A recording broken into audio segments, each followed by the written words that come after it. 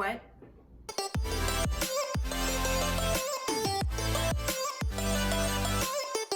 Hello, welcome back to my channel.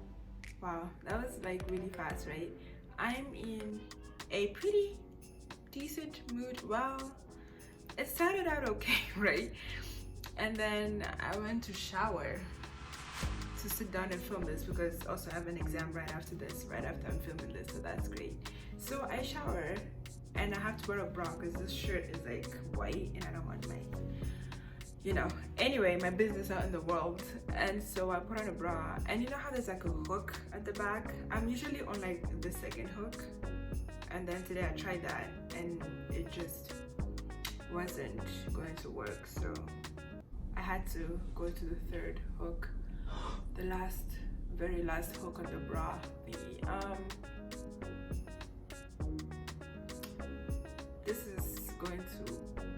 This has ruined my day. I don't even know where the disrespect is coming from. Why is my body doing this? I don't understand. Anyway, that aside, we have a lot of things to talk about today. Other than my weight gain. Let's move on from that, please. I'm already depressed enough. I did my braids, as y'all saw on my story the other day. This thing took me, I started at like 3 p.m. and I finished at around 11 p.m. It's my fault. I made them ridiculously long as usual. I could have cut it, but I refused to because I love long braids. And they look nice on me, so I ain't apologizing for that. Tell me how much you like my braids. Tell me how much you like my braids. Funny how Beyonce has been quiet since I just killed it right there.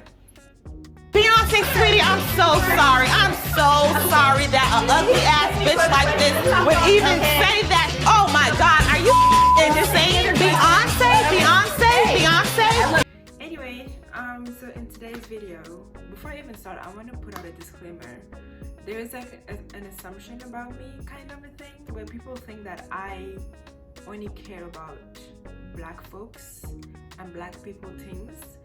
And yes, I am more for black people, but that doesn't mean that I close my eyes to other issues that happen to others, like other people of other color, people of any color, humans in general. Like, I don't stand for injustice, discrimination against anybody. So that's like a disclaimer. I need y'all to know this. I will not be called a hypocrite. Last time a person called me that, I went off. That's a story time on its own. But I'm not gonna be called a hypocrite. And before I start, I want to let you, there was a video, I'm gonna insert the clip, then talk a bit about how people are using the coronavirus outbreak to basically be racist and rude towards Asian people. And this is not the first time that something like this has happened, clearly. But yeah, so not so long ago, all this hatred was directed towards us Africans due to Ebola, right? So seeing that, this should have made us a little bit more, it should make us a little bit more compassionate towards the Asians, because we know what they're going through. Where I made sure to talk about how the Chinese Americans and the Chinese people across the world were being treated, ever since the virus.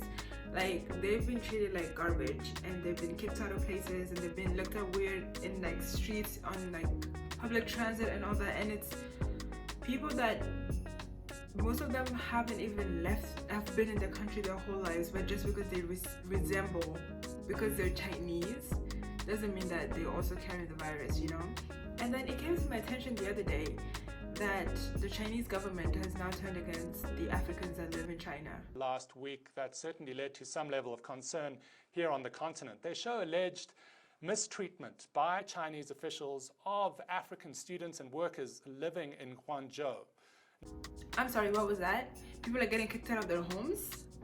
People are getting kicked out of the streets where they have to stay now because they're not allowed to go to restaurants, they're not allowed to get into hotels because the people now believe that the second wave of the virus that is out is due to the Africans.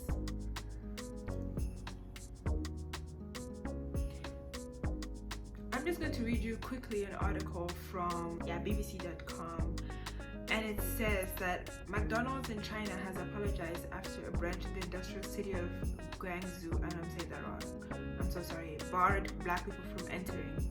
McDonald's is stopping black people from entering? We've hit a new low. We clearly have. McDonald's is stopping black people from entering. I just feel like it's just so sad. Like, why are human beings like this? Why? Anyway, it says here, a video shared on social media showed a notice that read, "We've been informed that from now on black people are not allowed to enter the restaurant." In quotes. McDonald's said that when it found out about the notice, it temporarily closed the restaurants. Tensions have been running high between Africans and local people in the city. Last week, hundreds of Africans in Guangzhou were evicted from hotels and apartments after online rumors that coronavirus was spreading among African people, community leaders told the BBC. Guangzhou is a hub for African traders buying and selling goods and is home to one of China's largest African communities. I just don't understand why we keep turning on each other as humans whenever something like this happens.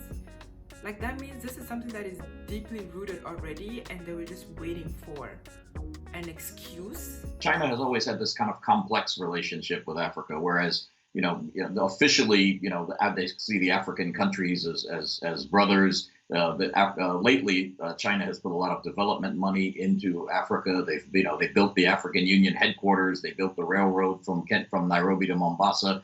But and as a consequence of these, tens of thousands or millions of Chinese living in Africa, you also have a lot of African traders, African students who have gone over to China. And so, officially, on an official level, there's this kind of feeling of fraternity. On the ground level, people to people, the Chinese simply don't like them very much. They're basically there's a lot of racism. And it said here that this is not, like, the tension is not something new. And I feel like Chinese people of all people who are all over Africa, why, and are everywhere else because there's so many of them, why would you now discriminate against people that are living in your place when you know that y'all live all across the world? Like, if a person is just living and being a law-abiding citizen and just doing their thing, minding their business, doing their business, why does that frustrate you and anger you so much? Why do you hate it? I don't understand that. And Michael and I have spoken about this at length, about how he believes that the only place we can really be home is where we come from, and that Africans should just stay in Africa. If you feel like you're being treated like shit somewhere, you should just go back home. But some people have been living in those places for a long time. They have families. I just don't understand. I'm not here for it. I don't know why they feel the need to do this. I'm unimpressed, disappointed once again, but not surprised. Disappointed, but not surprised. Me reading about all these Africans that are being kicked out and all that is really, of their homes and stuff, is really touching like a sore spot for me. Because I moved around quite a bit as a child, and whenever I left, like when we left my country and we went to South Africa, for example, it's still in Africa, obviously, but I never felt like I was embraced by the people that were there, like the girls that I went to school with. I went to an all-girls school, and I never really felt like I was accepted by them. And there's nothing worse than living on foreign land and not being accepted by the people that are there. It's not a good feeling when you don't feel welcome, and I've experienced that firsthand a lot of times, where I've been kicked out of places. As you guys know, I've like already left 2 story times up, and I have even more. Unfortunately, I've had to experience those things myself, and I would never ever put anybody else through that, because I know what that does to a person. If you come to a place and you don't feel welcome, listen, it just, you can never, it just ain't it. And some people, they could just be like, oh, why don't you just go home? But it's not that easy in every situation, you know? You can't just pack up and leave because of the way you feel. Like, you have responsibilities, you have things that you're there for. You're not just there for yourself. Sometimes you're there to work, you're there for family, you're there with family. You can't just leave. But because you feel the way you feel, you can never truly, like, be yourself, and you can never be comfortable, and you can never feel like, it's just, it gets to you so much. I don't understand how people don't get this. It's the same for like the Chinese people that are in Africa that get treated like shit, that are in other places in the world that get treated like shit. Why do we keep doing this to other people? Why do we keep making people feel like shit when they come over and then expect them to just take it because they're strangers? You know, like, why would you want that done to you? Then why would you do that to somebody else? It doesn't make sense to me. And it really, I'm going off on a rant here, but it hurts me so much when I see stuff like this, because I don't think people understand the impact that it has on other people when they feel that way, when they feel like they will never be a part of, like, completely accepted. Why am I getting like choked up? Anyways, I'm not gonna cry here. What nonsense. Anyway, let me get my, I hope you guys enjoyed the video. Please like, subscribe, and, you know, leave a comment. Tell me what you think about Africans going through it in China. Tell me what you think about people being rude. What can we maybe do to help it? How can we change people's mentalities? Maybe start a conversation that could actually, like, potentially help. I don't know, I'm not sure. Just let me know anything you think is going through your mind. Tell me how your day was. How is quarantine going? I hope you guys have a good evening, good day. Stay safe, wash your hands, and yeah, see you guys next time. Bye.